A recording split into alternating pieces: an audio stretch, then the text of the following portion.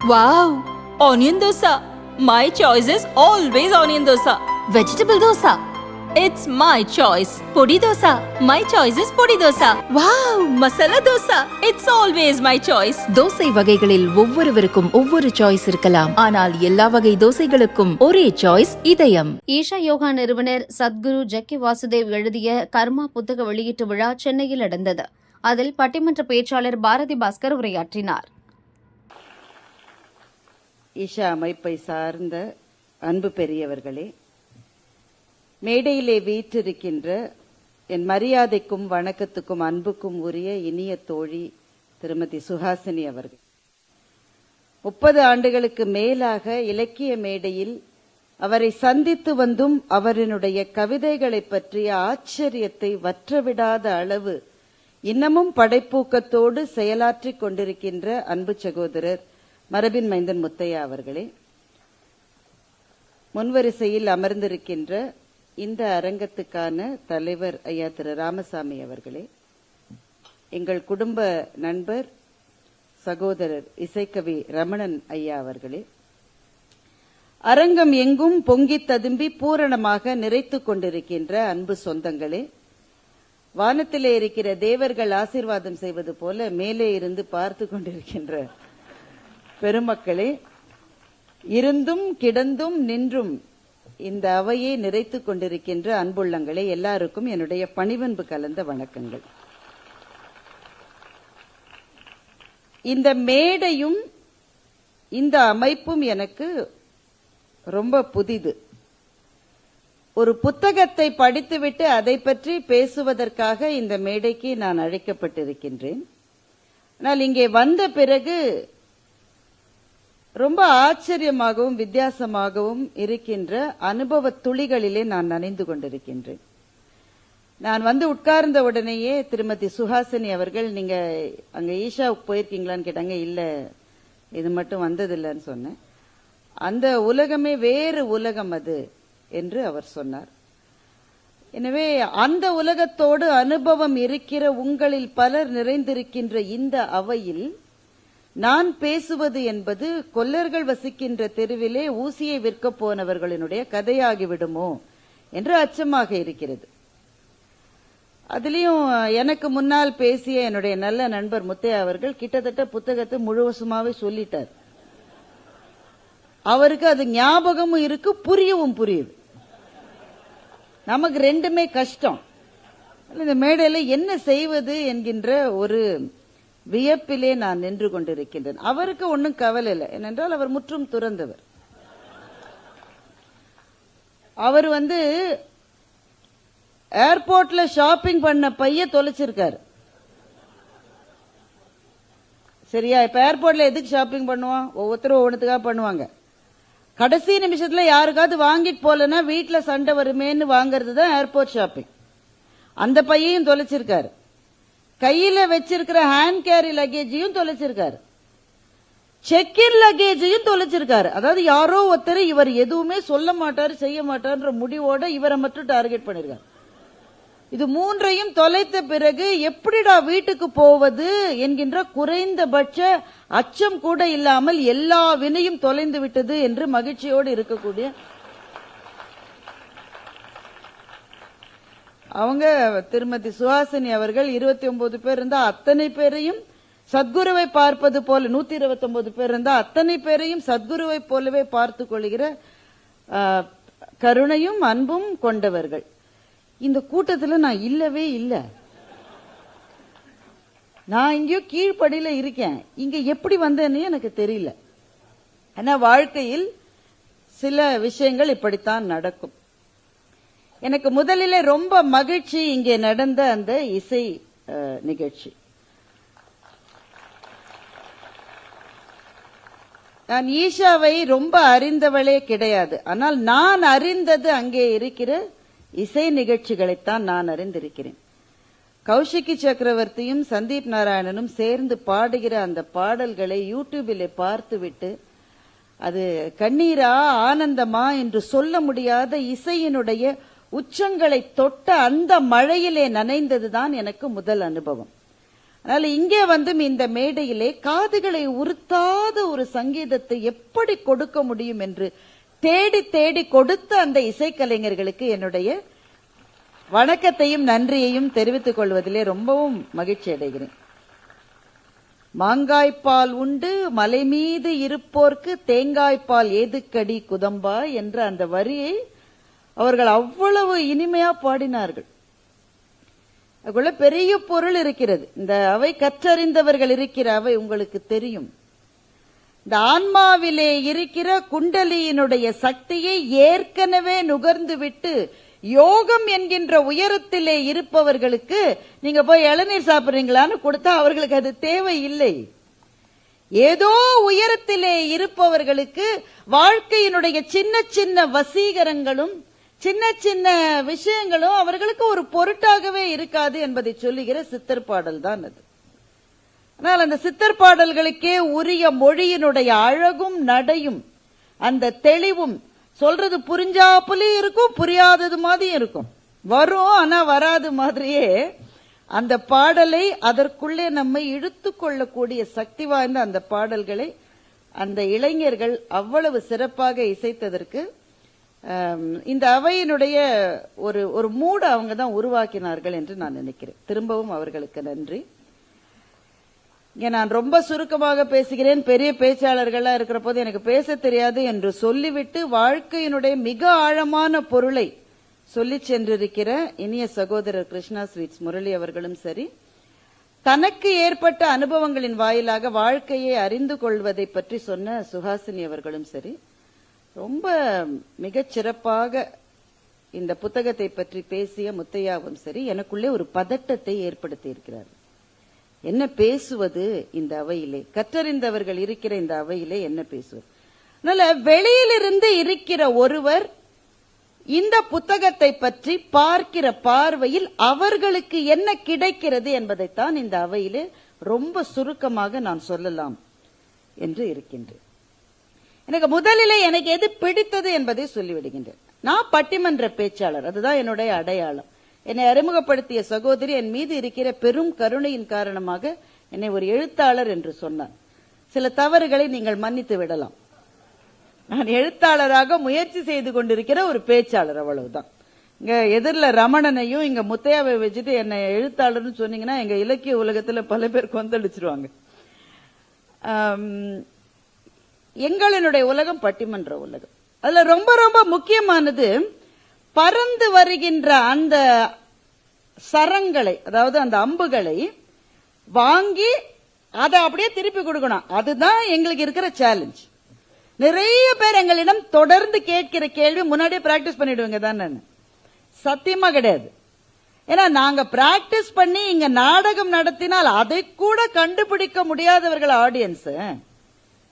தயாரிக்கப்பட்ட உரைக்கும் ரிஹர்சல் பண்ணி செய்யற டிராமாவுக்கும் ஸ்பான்டேனியஸா வர்றதுக்கும் வித்தியாசம் தெரியாதவர்கள் நம்முடைய ஆடியன்ஸ். அறிவார்ந்த ஆடியன்ஸ் தானே அவங்க. அதனால அந்த இடத்துல வர்றதுதான்.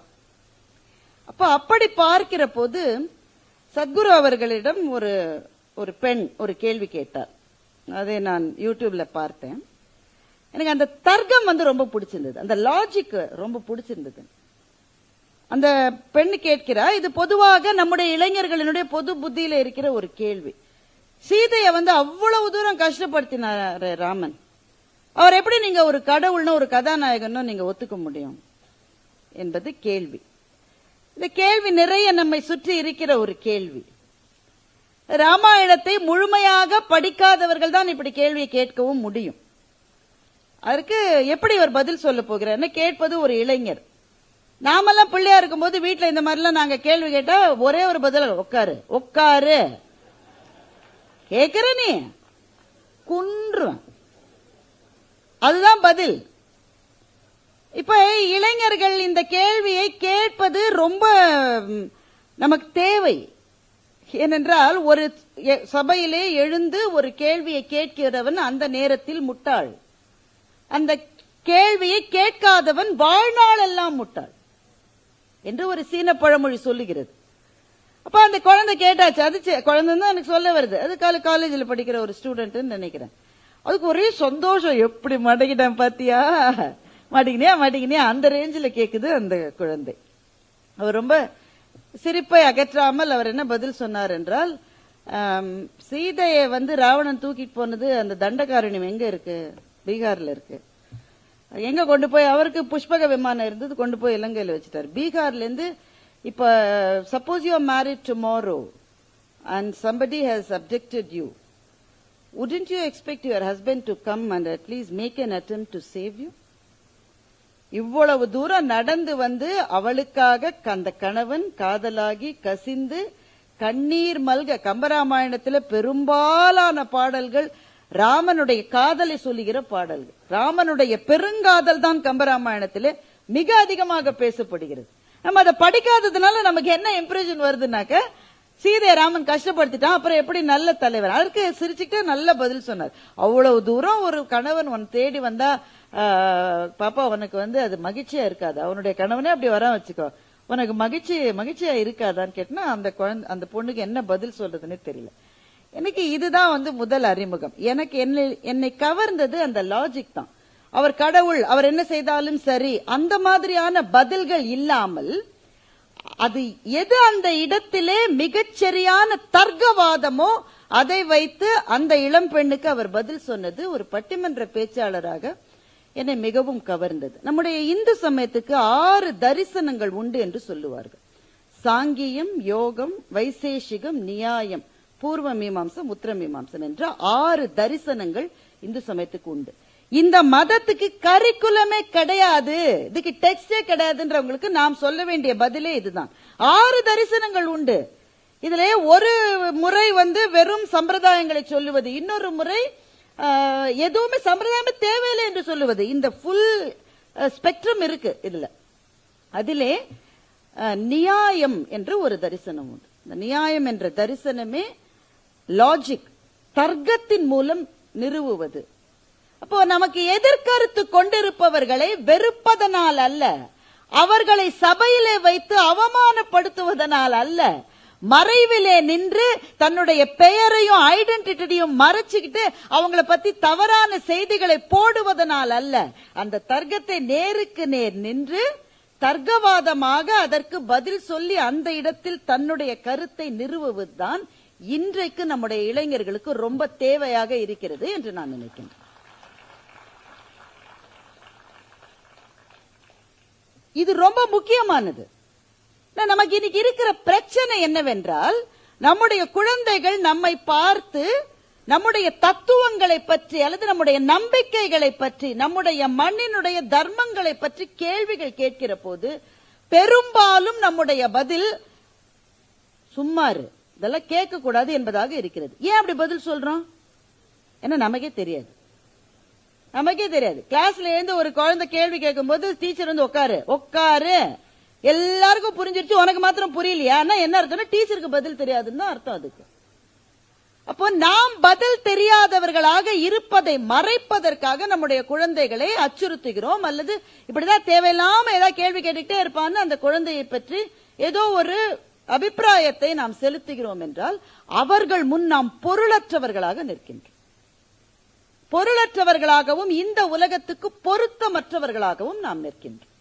அப்ப அவர்கள் இருப்பதாக அவர்கள் நம்பிக்கொண்டிருக்கிற அறிவுலகத்தில் நமக்கு என்ட்ரியே கிடையாது. இதுதான் இன்றைக்கு இருக்கிற யதார்த்தம். அவர்கள் அறிவுலகத்தில் இருக்காங்களான்றது வேற டிபேட், அது தனியா பேசலாம். ஆனா அவர்கள் அப்படித்தான் நம்புறாங்க. நான் இருக்கிற இந்த இன்டெலெக்சுவல் ஸ்பேஸ்ல உனக்கு வாசல்ல கூட நீ நிக்க முடியாதுன்றாங்க. ஆனா நாம் சொல்ல விரும்புகின்ற தத்துவங்கள் ஆண்டாண்டு காலமாக சொல்லப்பட்டு அறிவுலகத்தின் சிகரங்களை தொடுகிற விஷயங்களை கையில வச்சுட்டு ஆனா குழந்தைகளுக்கு கொடுக்க முடியாதவர்களாக இருக்கின்றோம். கையில நல்ல சாப்பாடு இருக்குங்க, பிள்ளைக்கு பசி இருக்கு, கொடுக்க முடியாத ஒரு அம்மாவா நான் இருந்தா எனக்கு எவ்வளவு குற்ற உணர்ச்சி வருமோ அந்த உணர்ச்சி எனக்கு வருகிறது. அப்போ அவரினுடைய இந்த புத்தகமும் சரி, அவர் கேள்விகளுக்கு பதில் சொல்லுகிற முறையும் சரி, அவருடைய approach it's always based on logic. அதுதான் இன்றைய இளைஞர்களுக்கு மிக மிக தேவையாக இருக்கிறது. குழம்புகிற அவர்களுடைய மனதை அது தெளிவு என்கின்ற பாதையிலே செலுத்துகிறது என்ற முறையில் இந்த புத்தகத்தை எழுதியதற்காகவும் வடிவமைத்ததற்காகவும் அதை அதில் உழைத்த எல்லாருக்கும் என்னுடைய நன்றியை நான் தெரிவித்துக் கொள்கின்றேன். நீங்க கொஞ்சம் கம்மியா கைத்தட்டுறீங்களோ?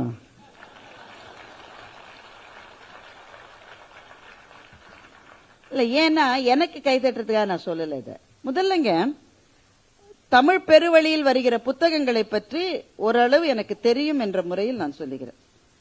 இந்த புத்தகம் அச்சிடப்பட்டிருக்கிற முறை, நான் படித்த வரையில் ஒரு எழுத்துப்பிழை கூட என் கண்ணுக்கு படவில்லை.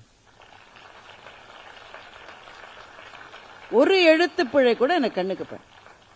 படிப்பதற்கு எளிதாக, எடுத்துச் செல்லுவதற்கு எளிதாக இப்படிப்பட்ட புத்தகங்களை கலை நேர்த்தியோடு உருவாக்கி இருப்பதற்கு அதில் உழைத்த அத்தனை பேருக்கும் என்னுடைய பாராட்டுதல்களை நான் தெரிவித்துக் கொள்கிறேன்.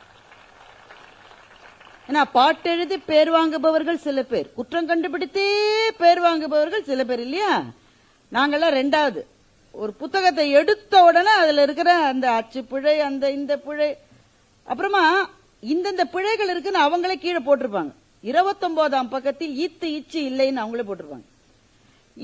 இதை செய்வதற்கு அந்த புத்தகத்தையே சரி செய்திருக்கலாம். அந்த மாதிரி நேர்த்தியோடு செய்ய வேண்டும், தவறுகள் வரக்கூடாது என்ற கவனத்தோடு உருவாக்கப்பட்டிருக்கிறது இந்த புத்தகம்.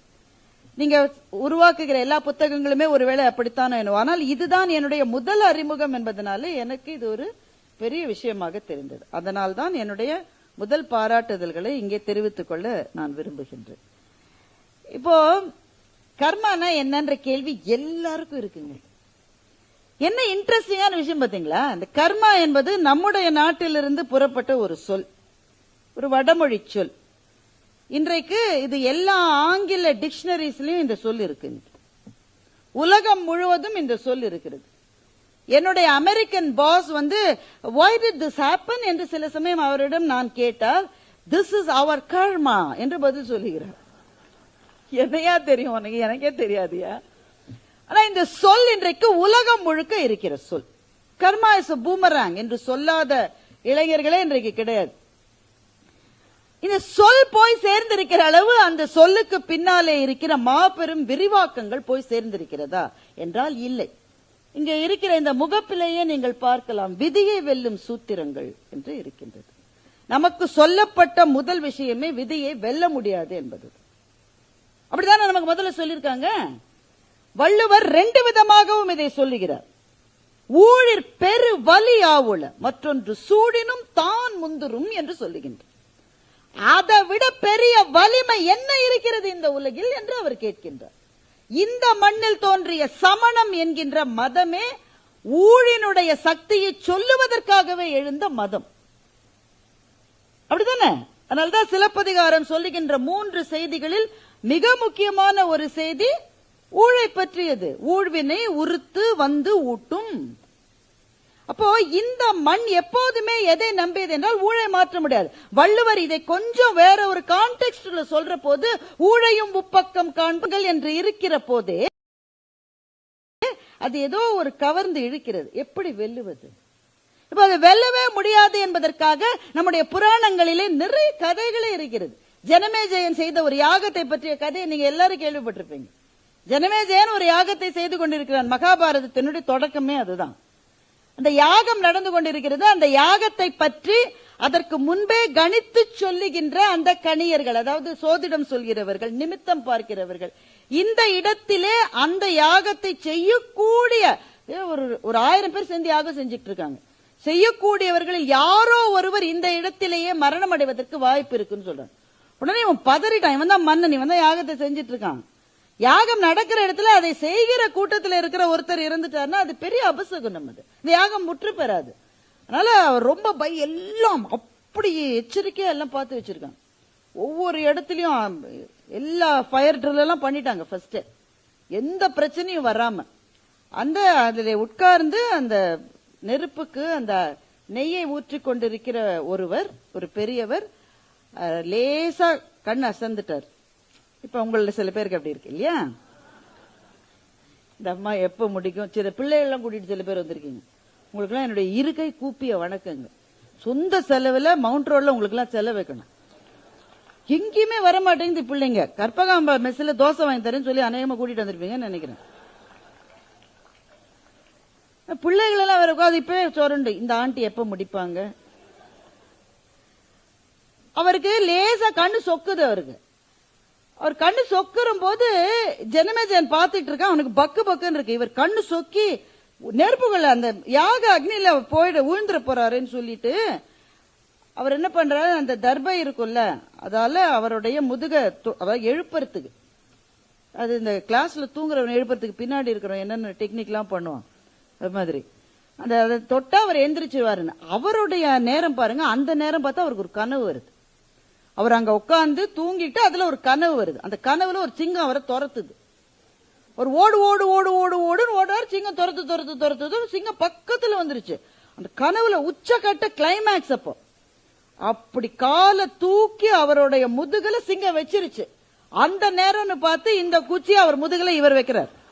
சிங்கம் தான் அந்த முதுகுல கால் வச்சிருச்சுன்னு ஐயோன்னு குதிச்சு அந்த நெருப்புல விழுந்துட்டார் என்று ஒரு கிளைக்கதை. இது மகாபாரதத்துல வியாசர் எழுதியதாக எனக்கு தெரியவில்லை. ஒரு கிளைக்கதையில இது சொல்லப்படுகிறது.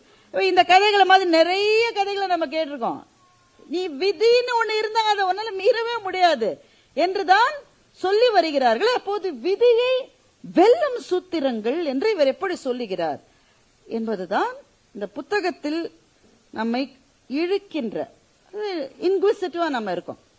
ஏன்னா என்ன என்ன என்ன என்று தேடுகிற மனது இல்லாத வாழ்க்கை என்பது பாலை நில வாழ்க்கை. வள்ளலார் சொல்றாரு, தனித்திரு, பசித்திரு, விழித்திரு. 3 சொல்றாரு. ரொம்ப முக்கியமானது விழித்திரு. விழித்திரு தூங்காம நேரம் முழிச்சுட்டாரு, அது கிடையாது. பி இன்குவிசிட்டிவ். இது எதனால எதனால எதனால எதனால அந்த கேள்விகள் தான் வாழ்க்கையை சுவாரஸ்யமாக்குகிறது. அப்போ விதியை வெல்ல முடியும் என்று இவர் இந்த புத்தகத்திலே சொல்லுகிறாரா என்ற கேள்வியோடு இந்த புத்தகத்துக்குள்ளே நுழைந்தால் பல பல ஆச்சரியங்கள் காத்திருக்கின்றன. எல்லாவற்றையும் மிக விவரமாக சொல்ல முடியாது. அதுல ரொம்ப ரொம்ப மனதை கவர்ந்து அவர் சொல்லுகிற டெக்னிக்கை நான் கடைசியா சொல்ல போறேன். அதுக்கு முன்னாடி சின்ன சின்னதாக என்னை கவர்ந்த சில விஷயங்கள். ஒன்று, அவருடைய வாழ்க்கையே ஒரு ஒரு அட்வென்ச்சர், அதை தேடி போற வாழ்க்கை மாதிரி தான் இருந்திருக்கு. அதை பற்றி நான் முழுமையாக படித்ததில்லை. ஆனா இதுல ஒரு சம்பவம் சொல்றாரு. ஆடி பொன்னனம் அவர் சிறு பிள்ளையா இருந்த போது 12-13 வயசுல இருந்த போது ஒரு நாகப்பாம்பை பிடிச்சு அவருடைய ரூம்ல அவருடைய படுக்கைக்கு பக்கத்துல ஒரு கண்ணாடி ஜாடியில வச்சு வளர்த்து வந்திருக்காரு. 12 அடி பாம்பு. அந்த பாம்பை வச்சிருக்காரு. ஆனா அவங்க அப்பா அம்மாவுக்கு தெரியாம அதை வச்சிருக்காரு. ஒரு நாள் புசு புசுன்னு அது ரொம்ப சத்தம் போட்டிருக்கு. இவர் வீட்டுல இல்லாதப்போ அப்பா அம்மா அதை பார்த்து பதறி ஏறி ஒருத்தர் ஸ்டூல்ல நிக்கிறாராம், ஒருத்தர் சேர்ல நிக்கிறாராம். அந்த பாம்பை வெளியில கொண்டு வந்துட்டாங்க. அந்த நேரம்னு பார்த்து பக்கத்துல இருக்கிற ஸ்கூல் வீட்டுக்கு பிள்ளைங்க எல்லாம் சூழ்ந்துருக்கு. எல்லாம் ஒரே பதற்றம், ஒரே இது. இவர் அப்பதான் சைக்கிள்ல வந்துட்டு இருக்காரு. போன டின்னு கட்டிடுவாங்க போல இருக்கு அப்படின்னு அவர் எழுதல. நான் நினைக்கிறேன்னா இந்த பாம்பை ஒரு பிள்ளை வீட்டுல வச்சு 12 வயசு பிள்ளை வளர்த்தா அப்பா அம்மா என்ன செய்வாங்கன்னு நான் யோசிச்சு பாக்குறேன். இப்போ இவருக்கு இந்த சம்பவத்துல முதல்ல தோன்றியது என்னன்னா எஸ்கேப், அப்படிதான் நமக்கு தோணும். ஆனா அவருக்கு தோன்றியது அந்த பாம்பை தான் இழந்து விடக்கூடாது என்று அவருக்கு தோன்றியது. பாம்பு என்னுடைய நண்பன் என்று எழுதுகின்றார். எப்படித்தான் அப்பா அம்மா வளர்த்தாங்கன்னு எனக்கு தெரியல. அப்ப என்ன செஞ்சிருக்காரு, அந்த சைக்கிளை ஓட்டிக்கிட்டே அங்க இவர் நிக்கல, நின்னா பிடிச்ச அடி, அதனால ஓட்டிக்கிட்டே அந்த இடத்துக்கு வரும்போது குனிஞ்சு அந்த பாம்பை கையில எடுத்துக்கிட்டு சைக்கிளோட அப்படியே போயிருக்காரு. படிச்ச போது எனக்கு அது ரொம்ப பிரமிப்பாக இருந்தது. அதை அந்த சம்பவத்தை தன்னுடைய அட்வென்ச்சரை பத்தி சொல்றதுக்காக அவர் எழுதுறார். அவர் எதற்காக எழுதுகிறார் என்றால், எல்லாருக்கும் அந்த பாம்பு என்றால் ஒரு பயம், அது நம்மளை கொத்திரமோன்ற ஒரு அச்சம், அதிலிருந்து விலக வேண்டும் என்கின்ற ஒரு தாக்கம் இருக்கிற போது, எனக்கு அந்த பாம்பு ஒரு நண்பனை போலவும் உற்ற துணைவன் போலவும் இழந்துவிடக் கூடாத ஒரு உறவு போலவும் எனக்கு ஏன் தோன்றியது என்று ஆரம்பிக்கின்றார். இதைத்தான் அவர் என்னன்னு எக்ஸ்பிளைன் பண்றாருன்னா வாசனா என்று எக்ஸ்பிளைன் பண்ணுகிறார். ஒரு வாசனை இருக்கிறது. வாசனைனா நறுமணம் கெடுமணம் அந்த வாசனை இல்ல, அரோமா பேட் ஓடர் அது கிடையாது. வாசனை என்பது இந்த உலகத்தில் நாம் செய்கிற ஒவ்வொரு செயல்களுக்கும் ஏதோ நம்மை சுற்றி ஒரு இம்ப்ரெஷனை நாம விட்டுட்டு போறோம்னு அவர் சொல்றார். நம்மை சுற்றிய ஒரு பதிவு இருக்கிறது. நாம் சொல்லுகிற ஒவ்வொரு வார்த்தைக்கும் அந்த பதிவு இருக்கிறது. நாம் எண்ணுகிற ஒவ்வொரு, முத்தையா ரொம்ப அழகா சொன்னார், 4 கொலை பண்ணவனை விட 5வது பண்ணணும்னு நினைச்சவனுக்கு வினை அதிகமாயிருதுன்னு ரொம்ப அழகா சொன்னார். அத அப்பெல்லாம் நம்முடைய வினையை நினைச்சு பார்த்தா பயமா இல்ல நமக்கு? இந்த மாதிரி அதிர்ச்சிகரமான விஷயங்களை மேடையில் சொல்லாதீர்கள் முத்தையா. நாங்க ஈபி கோல அதுக்கு தண்டனை இல்ல, அந்த ரேஞ்சில நாங்க சந்தோஷமா இருக்கோம். நாங்க இப்ப எல்லாத்துக்குமே பதிவு இருக்கு. நாம அவர் என்ன சொல்றாரு தெரியுமா? கர்மனா என்னன்ற கேள்விக்கு அவர் என்ன பதில் சொல்லுகிறார் என்றார், it is too complex. It's too complex. அதுல எத்தனை எத்தனை பிறவிகளினுடைய படிமங்கள் அதுல இருக்கிறது. அதுதான் உன்னுடைய வாசனை. நீ விட்டு போறது, நீ பேசினது, நீ சொன்னது, நீ செஞ்சது, நீ செய்யாதது, செய்தக்க அல்ல செய்யக்கெடும், செய்தக்க செய்யாமையானும் கெடும்னு வள்ளுவர் சொன்னார். நான் ஒண்ணு செய்யவே இல்லப்பா, நான் சும்மாவே இருக்கேன், எனக்கு ஒரு வினையும் கிடையாதுன்னு ஒரு ஆள் சொன்னா அவன் முட்டாளாம். ஏன்னா செய்ய வேண்டிய வேலைகளை செய்யாமல் இருப்பதும் கூட அவனுடைய கர்மாவுக்கு லிஸ்ட ஏத்திரும். செய்ய சும்மா இருக்கேன், ஒண்ணுமே கிடையாது, அப்படியே இருக்கேன், என் பிறவி முடிஞ்சிருச்சுன்னா முடியாது. நீ செய்ய வேண்டிய வேலைகளை செய்யாமல் இருப்பது. many a time we are just observers. Gurcharan Das சொல்லுகின்றார், the violence of the minority and the silence of the majority, இந்த ரெண்டுத்தையும் பார்த்தா silence of the majority is worse than the violence of the minority என்று குர்ச்சரந்தாஸ் சொல்லுகின்றார். நான் எதுவுமே செய்யல, யாருக்கு என்னால பிரச்சனை இல்லை. உன் கண்ணு முன்னாடி ஒரு தப்பு நடக்கிறது, நான் எதுவுமே செய்ய மாட்டேங்க, வினை ஜாஸ்தியா இருந்தா நான் விரும்பல, நீ சும்மா இருந்தா அதுலயே அவனுக்கு வினை ஜாஸ்தி ஆகுன்ற. அப்ப நீ செஞ்சது, செய்ய வேண்டியதை செய்யாமல் இருந்தது, எல்லாம் சேர்ந்து உன்னுடைய வினையை அதிகரித்துக் கொண்டே போகிறது. இது பாருங்களேன், இந்த வினைன்னு ஒரு கான்செப்ட் எவ்வளவு சயின்டிபிக்கா இருக்குன்னு மாத்திரம் யோசிச்சு பாருங்க. அதை பற்றி சர்க்குரு இந்த புத்தகம் முழுவதுமே எழுதியிருக்கிறார். நம்ம 7ஆம் கிளாஸ்ல Newton's third law of motion படிச்சோம். Every action has got an equal and opposite reaction. இது படிச்சோம். இது நிறுவப்பட்ட ஒரு அறிவியல் உண்மை.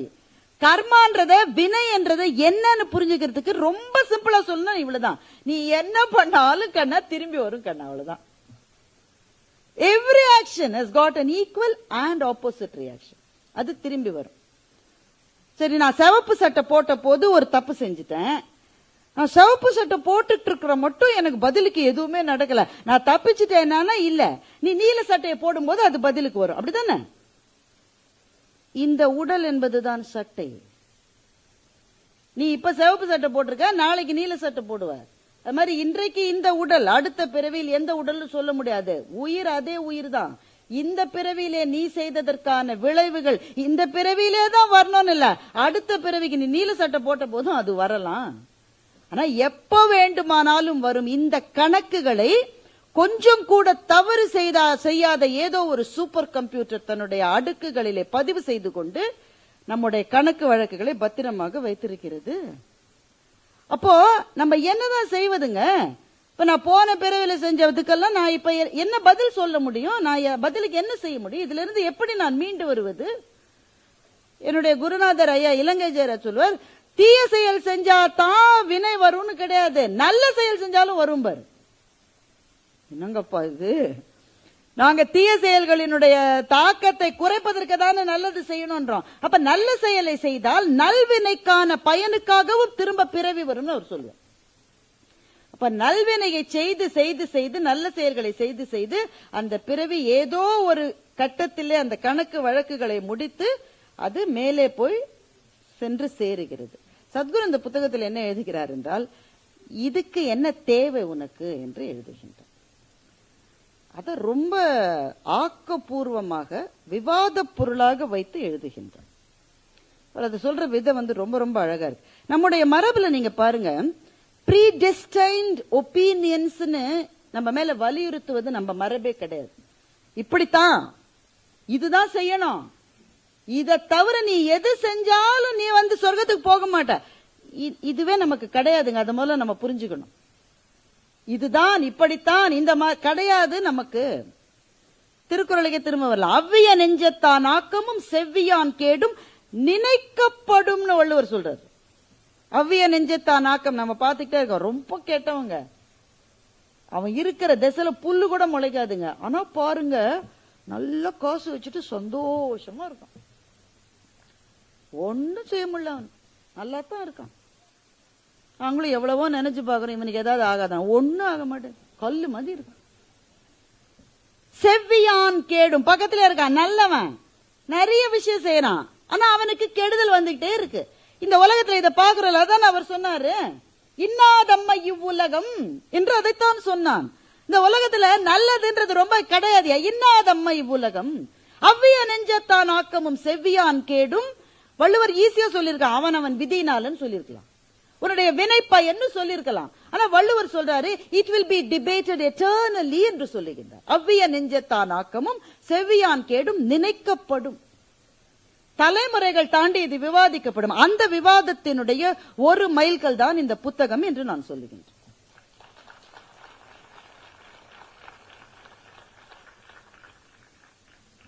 சரி, இந்த கேள்விக்கான பதில இவர் மூலமா தான் நம்ம தெரிஞ்சுக்கணுமா? நம்ம இளைஞர்கள் கேள்வி கேட்பாங்க, நான் முதல்ல சொல்லிட்டேன். அப்ப தர்ம சங்கடமான கேள்விகளை நாம சந்திச்சுதான் ஆகணும். There's no escape from questions. அப்ப இது எதுக்கு? இதுதான் இல்ல. ஆனால் இந்த மாதிரியான சிக்கல்களுக்கு பதில் தேடுவதற்கு ஒரு குருவினுடைய துணை அவசியம்,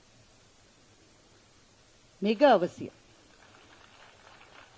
தெளிவு குருவின் திருவடிவு காண்டல், தெளிவு குருவின் திருநாமம் கேட்டல், தெளிவு குருவின் திருநாமம் செப்பல், தெளிவு குருவின் திருவார்த்தை கேட்டல், தெளிவு குருவின் திரு சிந்தித்தல். குரு மூலமாகத்தான் கிடைக்கும்.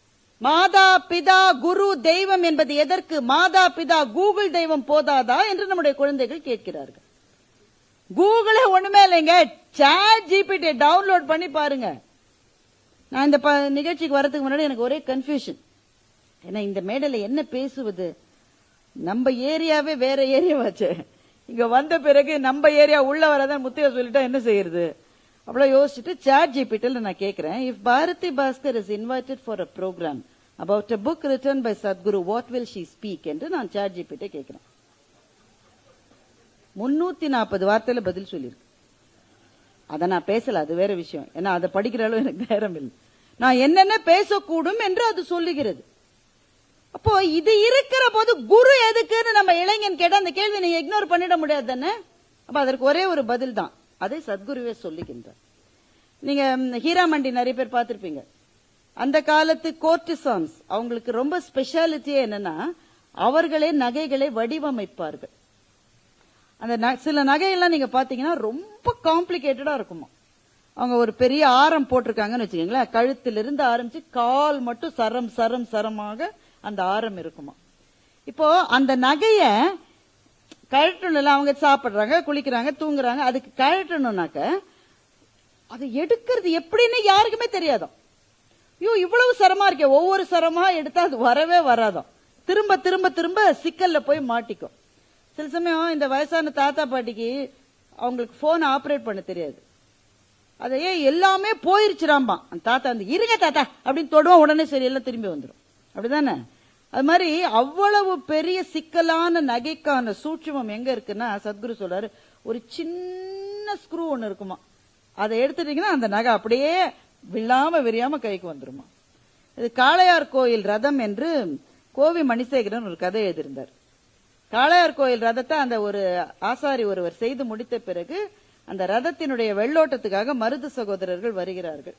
அந்த தேரை அவங்க தள்ளுறாங்க, தள்ளவே முடியல. 100 பேர் வச்சு தள்ளுறாங்க, தள்ள முடியல. 1000 பேர் வச்சு தள்ளுறாங்க, தள்ள முடியல. அந்த தேரை செய்த அந்த கலைஞர் அவர் வந்து ஒரு சின்ன ஆணி அதுல இருந்து எடுத்தாலும் தேர் நகர்ந்ததும். அப்ப மிகப்பெரிய சூட்சுமங்களுக்கான பதில் மிக மிக சிறிய இடங்களிலே இருக்கிறது. அப்போ குருவினுடைய துணை ஏன் தேவைன்னா, this is a very complex topic. நம்ம அதுல போனாக்க இதற்கு நம்மால விட தேடவே முடியாது. இதற்கு தேவை குருவினுடைய அருள், குருவினுடைய வழிகாட்டல் இருந்தால்தான் இந்த மாதிரியான சிக்கலான பயணங்களுக்கு நமக்கு விடை கிடைக்கும். அதனால முதல் விஷயம், you have to go back to your roots. குருவினுடைய துணை இருந்தால்தான் இந்த மாதிரியான சிக்கலான விஷயங்களுக்கு நாம் போக முடியும். இந்த புத்தகம் குரு நேரடியாக சொல்லுகிற ஒரு அனுபவத்தை உங்களுக்கு கொடுக்கும். ஆனா முழு மனசோட அதை படிக்கணும், முழு மனசோட படிக்கணும். ஒரு கதை சொல்லுவாங்க, பிரம்மச்சரியத்துல எப்படி பிள்ளைகள் படிக்கணும்ன்றதுக்கு. ஒரு பையனை கொண்டு போய் 7 வயசுல சேர்த்துட்டாங்க, 14 வருஷம் குருகுலத்திலே இருந்து படிச்சான். 14 வருஷம் படிச்ச பிறகு அங்கேதான் சோறு, அங்கேயே தூக்கம், குரு சொல்ற வேலையை செய்யணும், அவர் சொல்லிக் கொடுக்கறத கத்துக்கணும். ஒரு நாள் அந்த அம்மா சாம்பாரோ கீரை கூட்டோ ஏதோ ஒன்று போட்டிருக்கு. அது சாப்பிட்டுட்டு குரு பத்தினி அவர்களே ஒரு சிறு விஷயம், என்ன தம்பி, இன்றைக்கு விளக்கெண்ணெயில் நீங்கள் செய்து விட்டீர்கள் என்று நினைக்கிறேன், ரொம்ப கசப்பா இருக்கு. அந்த அம்மா என்ன சொல்லிச்சு, நான் வீட்டுக்காரரை கூட்டிட்டு வரேன்னு போயிடுச்சு. குரு வந்தாரு, என்னன்னு கேட்டார். இல்ல குரு, நான் தான் இதை சாப்பிட்டேன், அது கசப்பா இருக்கு, இன்னைக்கு அம்மா தவறுதலா விளக்கெண்ணையை பயன்படுத்திட்டாங்கன்னு நினைக்கிறேன். இவர் காஃபியை பத்தி சொல்லும் போது எனக்கு அதுதான் ஞாபகம் வந்தது. குரு சொன்னார், சரி உன் படிப்பு முடிஞ்சிருச்சு, நீ போனார். இல்லையே பாதியில தானே இருக்கு. இல்லப்பா நீ போயிட்டு வா. என்ன குருவே, நான் ஒன்னும் தப்பா கேட்கலையே, விளக்கெண்ணன் தானே சொன்னேன், நீ வந்து சேர்ந்த நாள்ல இருந்தா உனக்கு விளக்கெண்ணல தான்ப்பா நாங்க சோறு பொங்கி போட்டுட்டு இருக்கோம். இவ்வளவு நாளா உனக்கு அது தெரியல, இன்னைக்கு தெரிஞ்சிருச்சுன்னா படிப்புல உனக்கு ஆர்வம் குறைந்து விட்டது, இனிமேல் நீ படிக்க முடியாதுன்னு சொன்ன. இந்த டெஸ்ட் வச்சா இன்னைக்கு ஒரு ஸ்டூடெண்ட் கூட வர முடியாது. அப்போ முதல்ல இந்த மாதிரி விஷயங்களை படிக்கணும்னு இருக்கிற போது you should empty the cup. உள்ள ஒண்ணுமே இல்லாம பதில்களை தெரிந்து கொள்கிற ஆவலோடு மாத்திரமே அணுகி குருவினுடைய அருளோடு மாத்திரம்தான் விடைகளை காண முடியும். சரி, என்ன விடை? இவ்வளவு நேரம் சுத்தி சுத்தி வந்தாச்சு, என்ன விடை? நீங்கள் தான் படித்து தெரிந்து கொள்ள வேண்டும். அதை நான் சொல்லிட்டு அப்புறமா அவர் சொன்ன மாதிரி புத்தகத்தை யாரும் வாங்க மாட்டேன். ஆனா ஒரே ஒரு தருணத்தை மாத்திரம் சொல்லி நான் முடித்துக் கொள்ளலாம் என்று இருக்கின்றேன். அவர் சொல்றாரு, எப்படி, how to get rid of karma. அப்ப அவர் கேட்கிறாரு, நீ யார்? நம்ம பார்த்து கேட்கிற, நீ யார்? அந்த கேள்விக்கு எந்த தளத்திலே நான் பதில் சொல்வது? நான் ஒரு அம்மா, நான் ஒரு பேச்சாளர், நான் ஒரு எழுத்தாளராக முயற்சி செய்து கொண்டிருக்கிறவர், நான் ஒரு வங்கி பணியாளர், எவ்வளவு தளங்கள்ல இருந்து பதில் சொல்லலாம். ஆனா யார் நான்? நான் என்பது, அவர் சொல்றாரு, நீ என்பது உன் ஞாபகங்கள்னு சொல்ற. ஞாபகங்களை நீக்கிவிட்டால் நான் நானே அல்ல. கொஞ்சம் ப்ரொஃபவுண்டா இருக்குது இல்ல? ஆனா வேற வழி இல்ல. இந்த இடத்துக்கு இந்த பேச்சை கொண்டு வரதுக்கு தான் நான் இவ்வளவு நேரம் என்னெல்லாமோ ஜிலேபி சுத்திட்டு இருந்தேன். என் ஞாபகங்கள் இல்லை என்றால் நான் நானே அல்ல. என்ன ஞாபகங்கள்? செய்தது, செய்ய முடியாமல் போனது, வந்தது, வராமல் போனது, சுவைத்தது, சுவைக்காமல் போனது, கிடைத்தது, கிடைக்காமல் போனது, எல்லாம் நம்ம மனசுல இருந்துகிட்டே இருக்குல்ல. அப்படியே ஒரு கொந்தளிப்பு, ஒரு டர்புலன்ஸ். இந்த ஞாபகங்கள் தான் நான். சரி, ஞாபகங்களை தவிர நான் இல்லவே இல்லையா? இல்ல, இருக்கு, இன்னும் கொஞ்சம் இருக்கு. ஞாபகங்கள் அல்லது கனவுகள். நீ இங்கேயே இருந்துகிட்டு அடுத்த வருஷம்டா மச்சான் நான் ஒரு வீடு கட்டி அதுல போய் அடுத்த வருஷம் இருப்போமா? ஆனா நம்முடைய கனவுகள் பிரம்மாண்டமானவை. நாளைக்கு என்ன செய்ய போறோம்? இப்ப வீட்டுக்கு போய் பரோட்டா செய்யணும்னு எவ்வளவு பேர் காத்துக்கிட்டு இருக்கீங்க? ரெடியா இருக்கு, மாவு ஊற வச்சுட்டு வந்திருக்கு நிறைய பார்ட்டி. அடுத்தது என்ன செய்ய போறோம்? இரவு என்ன? நாளைக்கு என்ன? நெட்ஃபிளிக்ஸ்ல நாளைக்கு என்ன படம் பார்க்க போறோம்? அடுத்த வாரம் என்ன செய்ய போறோம்? அடுத்த வருஷம் என்ன செய்ய போறோம்? 10 வருஷம் கழிச்சு என்ன? இந்த ஞாபகங்கள், கனவுகள் இரண்டையும் நீக்கிவிட்டால் நான் என்ற ஒரு தத்துவமே கிடையாது என்று அவர் எழுதுகின்றார். இப்படி சொல்லிட்டு அவர் நம்ம பார்த்து சிரிக்கிறார். எவ்வளவு முட்டாள்தனமா இருக்குல்ல இது. உன்னுடைய ஞாபகங்களும் உன்னுடைய கனவுகளும் தான் நீ என்றால் அந்த ரெண்டுமே உன் கையில இல்லையே. உன்னுடைய ஞாபகங்கள் முடிஞ்சு போயிருச்சு, எல்லாம் எவ்ரிதிங் இஸ் ஓவர். நீ வச்சு பார்த்துட்டு இருக்கலாம், ஆனா அது முடிஞ்சு போயிருச்சு.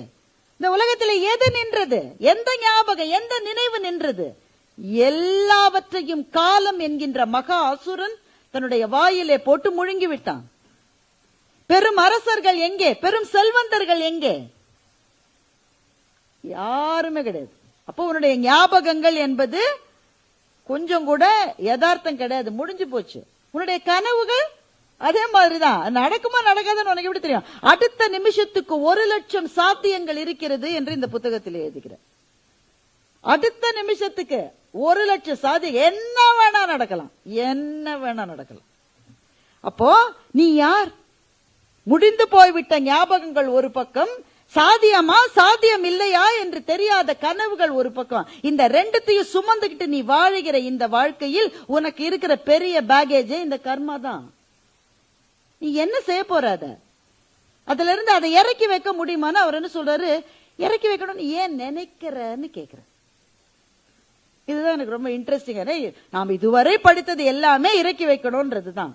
இறக்கி வைக்கணும் எனக்கு ஒரு உதாரணம் சொல்றாரு. அவருக்கு ஒரு நண்பராம், அந்த நண்பர் போய் ரொம்ப ஆசைப்பட்டு ராணுவத்துல சேர்ந்துட்டார். சேர்ந்த பிறகு அவருக்கு என்ன வேலை கொடுத்திருக்காங்கன்னா சென்ட்ரி வேலை. ஒரு வாசல்ல, ஒரு அலுவலகத்தின் வாசல்ல ஒரு பெரிய துப்பாக்கி வச்சுட்டு காவல் காக்கிற வேலை அவருக்கு. அந்த ஆளால அந்த துப்பாக்கி தூக்கவே முடியல.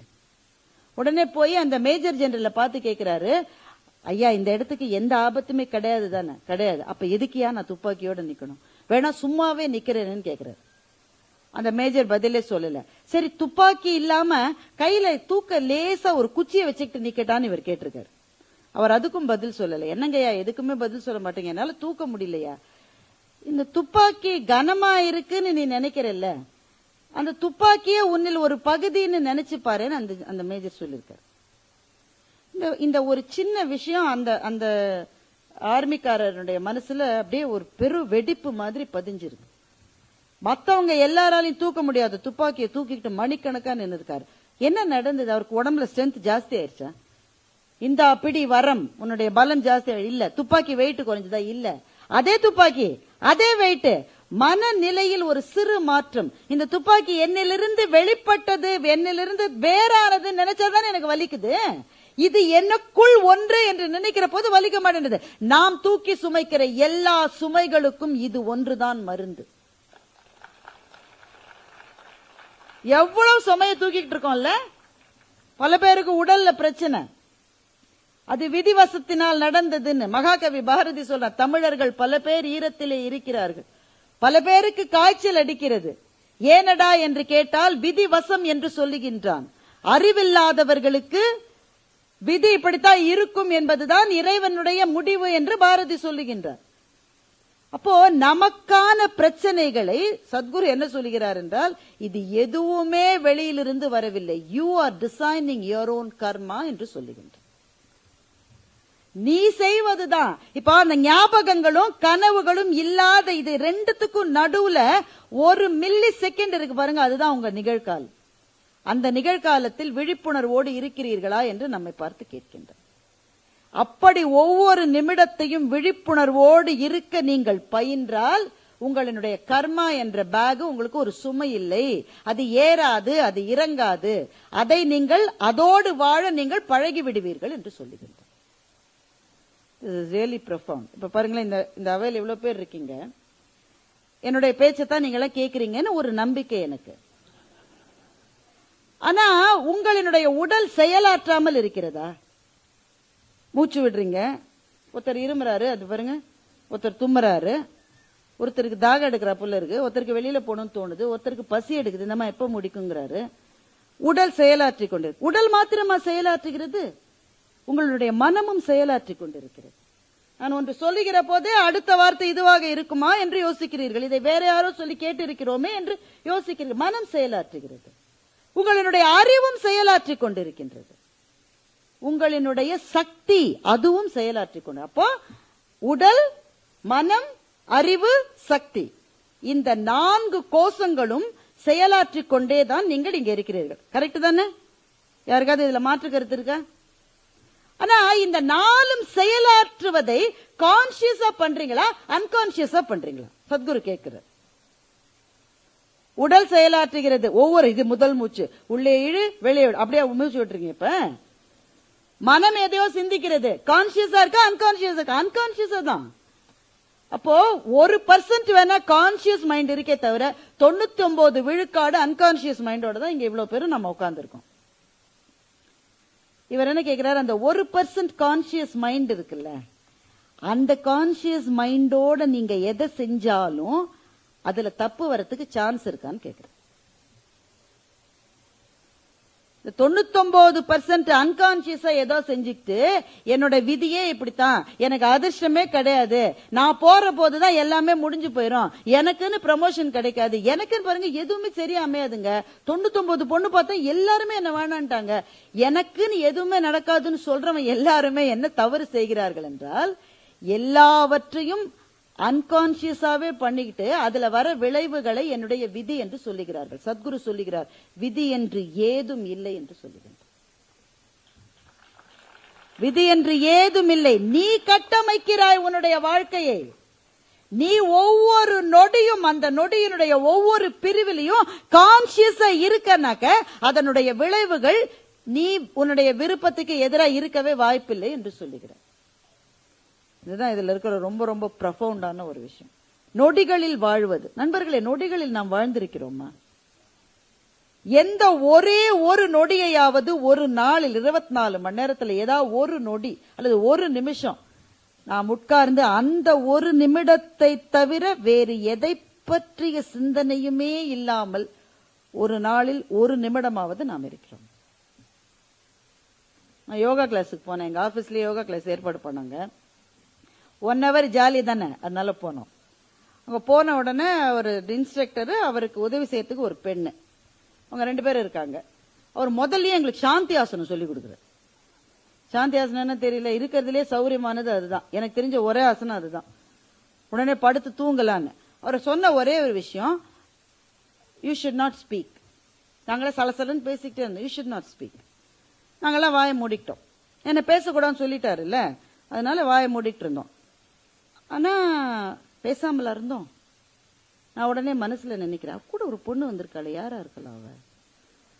வயசை பார்த்தா மனைவி மாதிரியும் இல்ல, மகள் மாதிரியும் தெரியல, அசிஸ்டண்டா இருப்போல. என்ன முடி, இந்த கேரளால இருந்து வந்தவங்களுக்கே முடி இப்படித்தான் இருக்கு.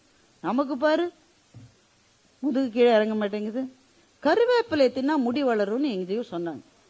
ஃப்ரிட்ஜில் கருவேப்பிலை இருக்கா? இன்னைக்கு வீட்டுல போய் கருவேப்பிலை. நான் பேசாம இருக்கேன்.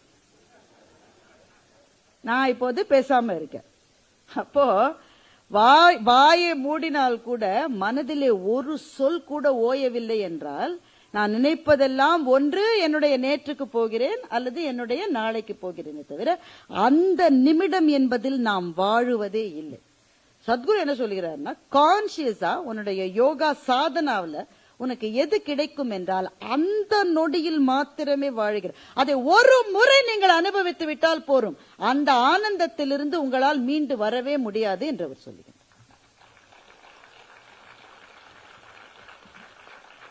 அந்த ஒரு நொடி அனுபவத்துக்கு என்ன தேவை என்றால், முதலிலே விழிப்புணர்வு தேவை. 2வது அந்த வாசனை இருக்கிறதா, நம்ம சுற்றி வாசனை இருக்கிறது. நான் சொன்னேன்ல, எல்லா இடங்களிலும் அந்த வாசனைகளை விட்டு விட்டு சொல்லுகிறோம். இவர் என்ன பண்ணிருக்காரு, ஒரு சமண படுகைக்கு போயிருக்காரு. அங்க கிட்டத்தட்ட 1900 ஆண்டுகளுக்கு முன்னால் சமண முனிவர்கள் அவங்க படுகைன்னு இருப்பாங்க, படுத்துக்கிறதுக்கான ஒரு இடம் இருக்கும். அந்த இடத்திலே போய் இவரும் படுத்திருக்காரு. இவருடைய மனதுக்கு தோன்றி இருக்கிறது, இங்கே படுத்திருந்த சமண முனிவருக்கு இடது காலில் முழங்காலுக்கு பிறகு முழங்காலுக்கு கீழே கால் இல்லாமல் இருந்திருக்கிறது என்று இவருக்கு தோன்றி இருக்கிறது. இது எப்படிங்க எச்சினி வேலையாது? இல்ல, அந்த அளவு சுவடுகளை நாம் விட்டு விட்டு செல்லுகிறோம். அப்போ ஒவ்வொரு சொல்லும், ஒவ்வொரு செயலும், ஒவ்வொரு பார்வையும் நம்ம எவ்வளவு கான்சியஸா செய்யணும் என்பதைத்தான் இந்த புத்தகத்தின் மூலம் சத்குரு நமக்கு மிகப்பெரிய அளவிலே அறிவுறுத்துகின்றார். நண்பர்களே, ஒரு நல்ல புத்தகம் என்பது நம்மை ஒரு பாதையிலே அழைத்து செல்லுகிறது. புத்தக வாசிப்பு என்பது கொஞ்சம் குறைந்து வருகிற இந்த காலகட்டத்தில் இந்த மாதிரியான புத்தகங்கள் ஏதோ ஒரு வாசலை நமக்கு திறந்து விடுகின்றன. அன்றாட வாழ்க்கை என்கின்ற எல்லா ஜன்னல்களும் மூடப்பட்ட ஒரு புழுக்கமான இடத்திலே வாழ்ந்து வாழ்ந்து வாழ்க்கையை சுமைக்க முடியாமல் சுமக்கின்ற நமக்கு ஒரு ஜன்னலை திறந்து காற்று வருவது போல இந்த புத்தகத்தின் வாயிலாக நமக்கு சில தரிசனங்கள் கிடைக்கின்றன. அந்த ஒரு நொடி சொல்றாரு இல்ல, அத ஒரே ஒரு நொடியை உங்களால எக்ஸ்பீரியன்ஸ் பண்ண முடியுமான்னு, அந்த ஒரு நொடியை நீங்க எக்ஸ்பீரியன்ஸ் பண்ண அதை என்னன்னு சொல்லுவீங்க? It's fantastic, it's fabulous, awesome. இந்த வார்த்தையெல்லாம் போதவே போதாதுல்ல. அதுக்கு அந்த ஒரு நொடி என்பது ஒரு தரிசனம். அந்த தரிசனம் கிடைத்து விட்டால் வாழ்க்கை முழுவதும் இந்த கர்மா என்பதை கழற்றி விட்டு ஏத்தி அதெல்லாம் செய்ய முடியாது. அவர் சொல்றாரு, பொட்டேட்டோ சாக்ன்றார், உருளைக்கிழங்கு மூட்டை மாதிரி நீ சுமந்துக்கு தான் இருக்கணும். ஆனா நீ அதை உனக்குள்ளேயே புதைச்சு புதைச்சு புதைச்சு புதைச்சு வச்சா இன்னும் முளை விட்டு புதுசு புதுசா உருளைக்கிழங்கு வந்துகிட்டே இருக்கும். அதனால வெளியில எடுத்து போடு, வெயில்ல காயவே, அட்லீஸ்ட் இனிமே புதுசாவது வராம இருக்கும்னு சொல்றாரு. நமக்குள்ளே இருக்கிற அவலங்களை, அழுக்குகளை, வேதனைகளை, துக்கங்களை நமக்கு வெளியே வைத்துவிட்டு அந்த ஒரு நொடி தரிசனத்துக்காக நாம் காத்திருப்போம். எல்லா காத்திருப்புகளுக்கும் ஏதோ ஒரு பதிலை கடவுள் நிச்சயம் தருவார் என்ற நம்பிக்கை எனக்கு உண்டு. அந்த ஒரு நொடி எப்படி இருக்கும் என்று எனக்கு தெரியாது. ஆனால் அந்த ஒரு நொடியை நோக்கியதாக இனி நம்முடைய பயணங்கள் அமையட்டும். எங்கள் மகாகவி சொல்லுகிறார், தோன்றி மறைவது வாழ்க்கை, இதில் துன்பமொடு இன்பம் வெறுமை என்ற மூன்றில் எதுவரினும் களிமூழ்கி நடத்தல் பரமசிவ முக்தி என்று சொல்லுகின்றார். பாரதி ரொம்ப வித்தியாசமா யோசிக்க கூடியவன். வாழ்க்கையில 2 மனநிலைகளை தான் நாம இருக்கதான் நாம எல்லாம் சொல்றோம். ஒண்ணு சந்தோஷமா இருக்கோம், இல்ல அழுதுட்டு இருப்போம். இந்த 3ஆவதா ஒண்ணு இருக்குன்ற மகாகவி பாரதி. தோன்றி மறைவது வாழ்க்கை, இதில் துன்பமொடு இன்பம் வெறுமை என்ற 3. இந்த வெறுமை என்ற உணர்வு வராதவர்கள் நம்மில் யார்? யாராவது இருக்கோமா? நம்ம கூடவே எவ்வளவோ ஃப்ரெண்ட்ஸ் இருக்காங்க, எவ்வளவோ உறவுக்காரங்க இருக்காங்க, பக்கத்திலேயே இருக்காங்க. ஆனா கொடூரமான தனிமை என்பதை நாம் அனுபவித்ததில்லை. எல்லாரும் இருந்தும் யாருமே இல்லாத ஒரு மனநிலை நமக்கு வந்ததில்லை.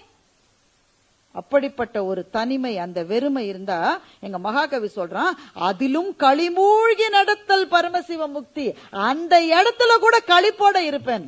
அப்படிப்பட்ட ஒரு களியாட்டமாக வாழ்க்கையை பார்க்கிற ஒரு குரு இந்த புத்தகத்தை எழுதியிருக்கின்றார். வாழ்க்கையை வாழ கற்றுத் தருகின்றார், வாழ்க்கையை பார்க்க கற்றுத் தருகின்றார், அன்பு செலுத்த கற்றுத் தருகின்றார். இந்த வாழ்க்கை என்பது நினைக்கிற அளவு துயரங்கள் நிரம்பிய ஒரு பாழறை அல்ல. அதிலே ஒரு விளக்கை ஏற்றி வைத்து நம்முடைய எதிர்காலத்துக்காக வழிகாட்டுகின்றார். அந்த வகையில் இந்த புத்தகம் பல கேள்விகளை எழுப்பும், கேள்விகளுக்கான பதில்களை நம்மை தேடி போக வைக்கும். ஒரு புத்தகம் இதைவிட செய்யக்கூடிய மகத்தான பணி வேறு என்ன இருக்க முடியும்? ஒரு புத்தகத்தினுடைய இனிமை நமக்கு எப்போது தெரியும் என்றால், அதை மூடி வைத்த பிறகுதான் நமக்கு தெரியும். அதை மூடி வைத்த பிறகு நம்முடைய மனத்தில் அந்த புத்தகம் என்ன தாக்கத்தை ஏற்படுத்துகிறது என்பதுதான் ஒரு புத்தகத்தினுடைய வெற்றி. இந்த புத்தகத்தை மூடி வைத்த பிறகு எனக்கு தோன்றியது, அந்த ஒரு நொடிக்காக நான் காத்திருப்பேன் என்று தோன்றியது. நீங்களும் காத்திருங்கள். நன்றி, வணக்கம்.